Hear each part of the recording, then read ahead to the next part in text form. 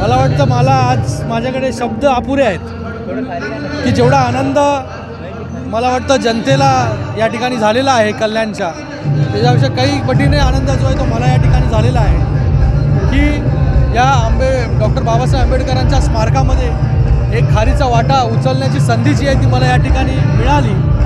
आणि मला वाटतं बघता बघता एका पुतळ्यापासून सुरू झालेली कथा ती एका स्मारकापर्यंत जाऊन त्या ठिकाणी पोहोचली। मी या ठिकाणी स्मारकाचे सगळे समितीचे सदस्य आहेत, अण्णा आहेत, त्यांच्या नेतृत्वाखाली सगळे समितीचे सदस्य जे या स्मारकासाठी गेले अनेक वर्ष आंदोलन करत होते, संघर्ष करत होते।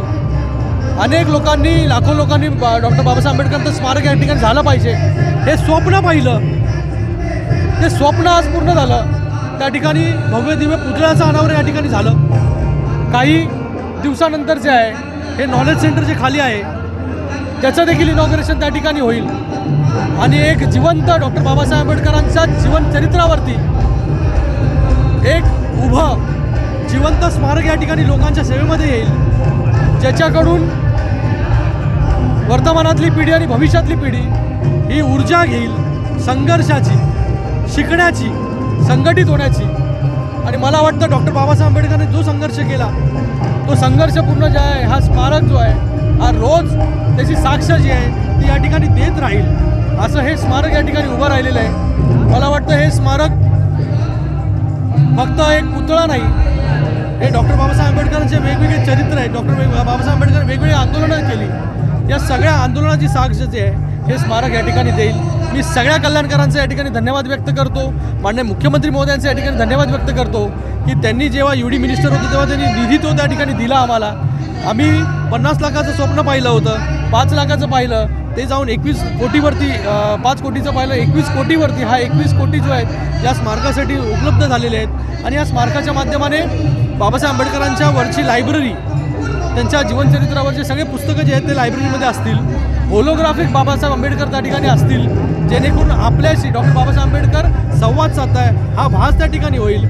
ऑडिओ व्हिज्युअल त्या ठिकाणी असणार आहे, लाईट शो या ठिकाणी असणार आहे, म्हणजे बाबासाहेब आंबेडकरांचं चरित्र पुढे घेऊन जात असताना टेक्नॉलॉजीचा पूर्णपणे वापर जो आहे तो या ठिकाणी आपण करतोय, जेणेकरून प्रत्येक वयोगटातील लोकांना जे डॉक्टर बाबासाहेब आंबेडकर कोण होते, काय होते, त्यांचा संघर्ष काय हा त्यांच्यापर्यंत पोहोचेल।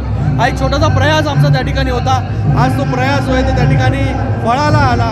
आज या ठिकाणी भव्य दिव्य स्मारक या ठिकाणी उभं राहिलेलं आहे। तमाम कल्याणकरांचं सगळे संघर्ष ज्यांनी केला, ज्यांनी आंदोलनं केली त्या सगळ्यांचा धन्यवाद व्यक्त करतो। या कुण्या एका व्यक्तीचं हे श्रेय नाही, हे सगळ्यांचं श्रेय आहे, ज्यांनी याचे स्वप्न पाहिले हे सगळ्यांचं श्रेय, हे सगळ्यांमुळे जे आहे हे डॉक्टर बाबासाहेब आंबेडकरांचं स्मारक या ठिकाणी उभं राहिलं। भविष्यात झाल्यानंतर आणखी मोठं स्मारक मी म्हणालो की डॉक्टर बाबासाहेब आंबेडकर जेवढे स्मारक आपण करू शकतो तेवढे आपण केले पाहिजे, कारण की डॉक्टर बाबासाहेब आंबेडकर एका कुठल्या जाती धर्माचे त्या ठिकाणी नव्हते।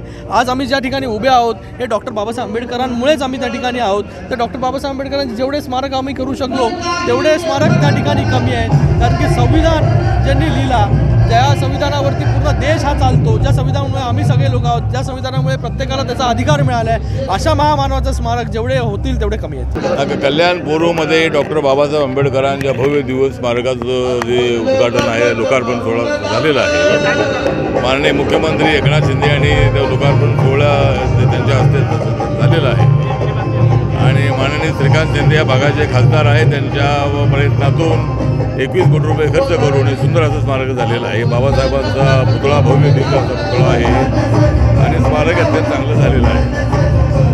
नंतरही कल्याणमध्ये एक मोठं स्मारक पुन्हा उभं राहणार आहे, मुख्यमंत्र्यांनी आश्वासन दिलेलं आहे, श्रीकांतने आश्वासन दिलेलं आहे।